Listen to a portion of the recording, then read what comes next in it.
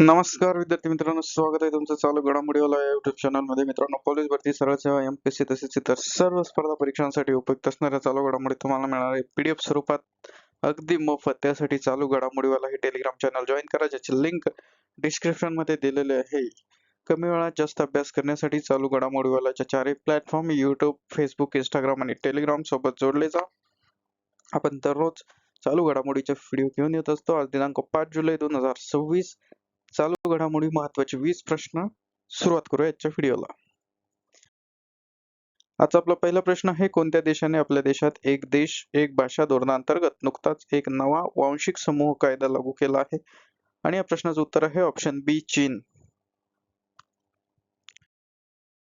दुसरा प्रश्न, चीनमध्ये सर्व वांशिक समूहांमध्ये सामायिक ओळख निर्माण करण्यासाठी नवीन वांशिक समूह कायदा कोणत्या दिवसापासून अधिकृतपणे लागू झाला आहे?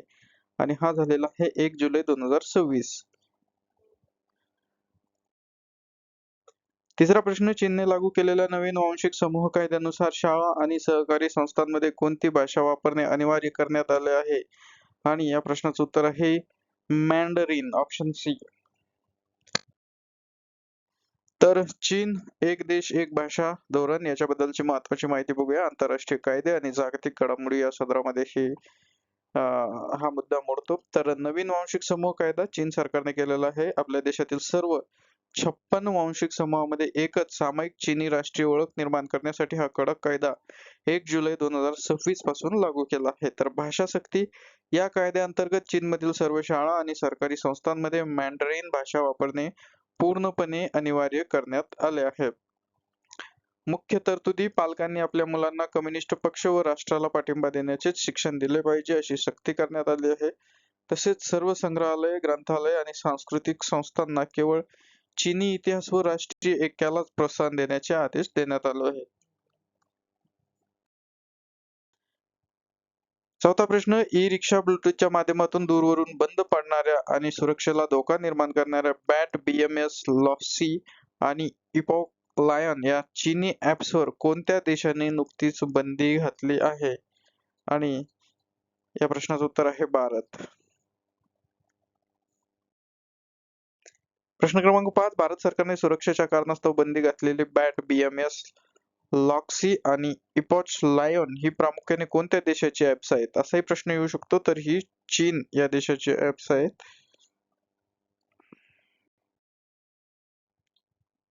तर राष्ट्रीय सुरक्षा आणि सायबर घडामोडी, तर चीनी ऍप्सवर भारताची बंदी. का घातली बंदी? तर भारत सरकारने देशातील ई रिक्षा चालकांच्या सुरक्षेला आणि उपजीविकेला धोका निर्माण करणारी बॅट BMS लॉगसी आणि इपॉच लिऑन या चीनी ऍप्सवर अधिकृतपणे यासाठीच बंदी घातलेली आहे की ही चीनी ऍप्स ब्लूटूथ तंत्रज्ञानाचा गैरवापर करून ई रिक्षा दूरवरून बंद पाडत असल्याचे समोर आले होते, जे सायबर सुरक्षेच्या दृष्टीने अत्यंत घातक ठरत होते. 6वा प्रश्न, मुंबईत आयोजित SCL squash PSA challenger tour स्पर्धेत भारताच्या कोणत्या महिला खेळाडूने महिला एकेरीचे विजेतेपद पटकावले आहे? आणि या प्रश्नाचं उत्तर आहे ऑप्शन बी, तन्वी खन्ना.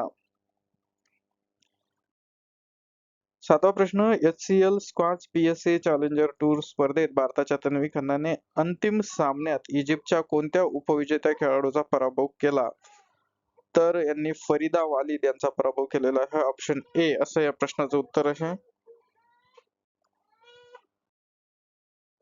महत्वाची माहिती, HCL स्क्वॉश चॅलेंजर टूर क्रीडा जगत आणि भारताची कामगिरी. विजेतेपद मुंबईतील जुहू विलेपार्ले जिमखाना येथे पार पडलेल्या HCL squash PSA challenger tour स्पर्धेत भारताच्या तन्वी खन्नाने महिला एकेरीचे विजेतेपद पटकावून देशाचे नाव उंचावले आहे. तर उपविजेती ठरलेली आहे. या अटीतटीच्या अंतिम सामन्यात तन्वीने इजिप्तच्या फरीदा वालिद हिचा पराभव करत उपविजेतेपदावर समाधान मानण्यास भाग पाडले. प्रश्न क्रमांक 8, फिफा विश्वचषक 2026 मध्ये पॅराग्वे विरुद्ध झालेल्या पराभवानंतर कोणत्या देशाचे मुख्य प्रशिक्षक जुलियस नागेल्समन यांनी आपल्या पदाचा राजीनामा दिला आहे? आणि या प्रश्नाचं उत्तर आहे ऑप्शन बी, जर्मनी. पुढचा प्रश्न क्रमांक 9, प्रशिक्षकाच्या राजीनाम्यामुळे चर्चेत असलेल्या फिफा विश्वचषक 2026 चे संयुक्त आयोजन खालीलपैकी कोणत्या 3 देशांमध्ये केले जात आहे? आणि या प्रश्नाचं उत्तर आहे ऑप्शन बी, अमेरिका, कॅनडा आणि मेक्सिको. तर महत्वाची माहिती, फिफा विश्वचषक 2026 यामध्ये राजीनामा दिलेला आहे. तर जागतिक क्रीडा जगत आणि फुटबॉल यामध्ये मुख्य प्रशिक्षकाचा राजीनामा. फिफा विश्वचषक 2026 मध्ये पॅराग्वे विरुद्ध झालेल्या अनपेक्षित पराभवानंतर जर्मनीचे मुख्य प्रशिक्षक ज्युलियन नागेल्समन यांनी नैतिक जबाबदारी स्वीकारत आपल्या पदाचा राजीनामा दिला आहे. तर विश्वचषकाचं आयोजन, फिफा विश्वचषक 2026 चे आयोजन अमेरिका, कॅनडा आणि मेक्सिको या 3 देशांच्या संयुक्त विद्यमाने केले जात आहे. 10वा प्रश्न, आंतरराष्ट्रीय दूरसंचार संघ म्हणजेच ITU द्वारे समर्थित AI for good global commissions मध्ये कोणत्या 2 भारतीय उद्योगपतींची संस्थापक सदस्य म्हणून निवड करण्यात आली आहे? आणि मुकेश अंबानी आणि सुनील भारती मित्तल. ऑप्शन बी असं या प्रश्नाचं उत्तर आहे. ऑप्शन बी. 11वा प्रश्न, मुकेश अंबानी आणि सुनील भारती मित्तल यांची संस्थापक सदस्य म्हणून निवड झालेली AI for good global commission ही संस्था खालीलपैकी कोणाद्वारे समर्पित आहे? तर ही आहे ITU, आंतरराष्ट्रीय दूरसंचार संघ. ऑप्शन बी. तर भारतीय उद्योगपतींची निवड झालेली आहे ITU द्वारे समर्पित असणाऱ्या AI for good global commission मध्ये रिलायन्स इंडस्ट्रीचे अध्यक्ष मुकेश अंबानी आणि भारती एंटरप्राइजेसचे संस्थापक सुनील भारती मित्तल यांची संस्थापक सदस्य म्हणून निवड करण्यात आलेली आहे. महत्व काय आहे? तर कृत्रिम बुद्धिमत्तेचा म्हणजेच AIच्या जागतिक कल्याणासाठी आणि मानवी विकासासाठी योग्य वापर करण्याच्या उद्देशाने हे कमिशन काम करते, ज्यामध्ये आता भारताचे प्रतिनिधित्व मजबूत झाले आहे. प्रश्न क्रमांक 12, भारतीय क्रिकेट संघाचा माजी कर्णधार महेंद्रसिंग धोनीने मुंबई येथे ॲलन टॅलेंटिक्सच्या कितव्या आवृत्तीचे अधिकृत उद्घाटन केले? तर त्यांनी उद्घाटन केलेले आहे 13व्या आवृत्तीचे. Option C.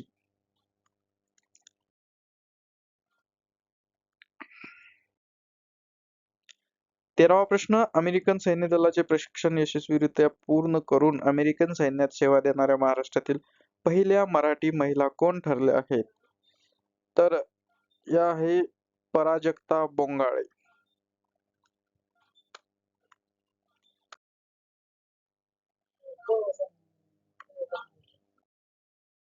14वा प्रश्न, प्रख्यात चित्रकार सॅन्ड्रो बोटिसेली यांचे प्रसिद्ध मॅडोना अँड चाइल्ड हे पेंटिंग प्रथमच भारतात कोणत्या संग्रहालयातील प्रदर्शनात प्रदर्शित करण्यात आले आहे? आणि या प्रश्नाचं उत्तर आहे ऑप्शन सी, छत्रपती शिवाजी महाराज वस्तू संग्रहालय, मुंबई.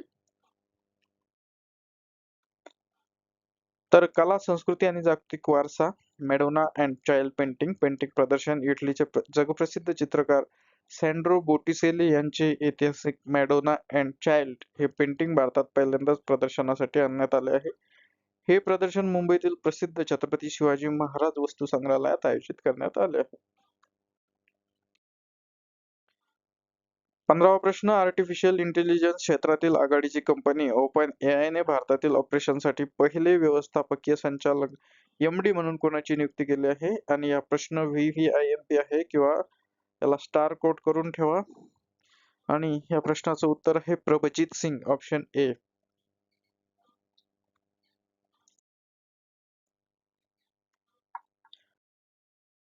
16वा प्रश्न, शांघाय सहकार्य संघटना म्हणजेच SCO महिला मंच 2026 चे आयोजन खालीलपैकी कोणत्या देशाची राजधानी बिश्केक येथे करण्यात आले आहे? तर उझबेकिस्तानची राजधानी आहे, किर्गिस्तानची राजधानी आहे बिश्केक.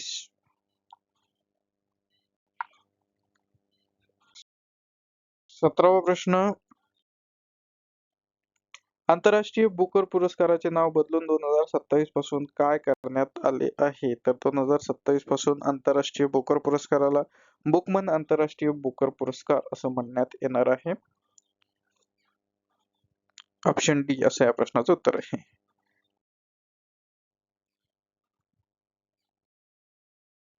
18वा प्रश्न, जागतिक स्तरावर दरवर्षी आंतरराष्ट्रीय बिकिनी दिन इंटरनॅशनल बिकिनी डे कोणत्या दिवशी साजरा केला जातो?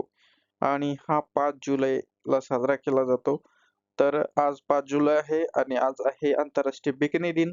तर याच्या काही आपण जास्त शुभेच्छा देऊ शकत नाही. तरी सुद्धा शुभेच्छा. प्रश्न क्रमांक 19. ऐतिहासिकदृष्ट्या 5 जुलै 1946 रोजी जगातील पहिला बिकिनी फॅशन शो कोणत्या देशात आयोजित करण्यात आला होता, जिथे ती पहिल्यांदा लॉन्च झाली? तर फ्रान्स या देशामध्ये हा शो लॉन्च करण्यात आला होता. तर आजचा दिनविशेष आहे जागतिक फॅशनच्या इतिहासातील एका मोठ्या बदलाची याद म्हणून दरवर्षी 5 जुलै रोजी आंतरराष्ट्रीय बिकिनी दिन साजरा केला जातो. ऐतिहासिक पार्श्वभूमी आहे. 5 जुलै 1946 रोजी फ्रान्समधील पॅरिस येथे एका फॅशन शो दरम्यान जगात पहिल्यांदा आधुनिक बिकिनी लॉन्च करण्यात आली होती. म्हणजे बघा, युरोप खंडामध्ये 1946 मध्ये काय चाललं होतं? आपण भारतात स्वातंत्र्याची मागणी करत होतो. 1947 ला आपल्याला स्वातंत्र्य मिळालं आणि यांनी तोपर्यंत फॅशन शो सुद्धा सुरू केले होते. असो, आपला शेवटचा 20वा प्रश्न. जागतिक आरोग्य संघटनेने म्हणजेच वर्ल्ड हेल्थ ऑर्गनायझेशन WHO ने कोणत्या वर्षी भारतातला अधिकृतपणे देवी सॅम्पॉक्स या रोगापासून पूर्णपणे मुक्त म्हणजे समूळ उच्चाटन झाले असे घोषित केले होते? तर देवी रोग आपल्या देशामधून हद्दपार झालेला आहे 1975 ला. तर महत्वाची माहिती, भारतातून देवी रोगाचे उच्चाटन किंवा तो संपुष्टात आला. तर जागतिक आरोग्य संघटनेने या संसर्गजन्य रोगाचे समूळ उच्चाटन झाल्याची ऐतिहासिक घोषणा केली 1975 मध्ये.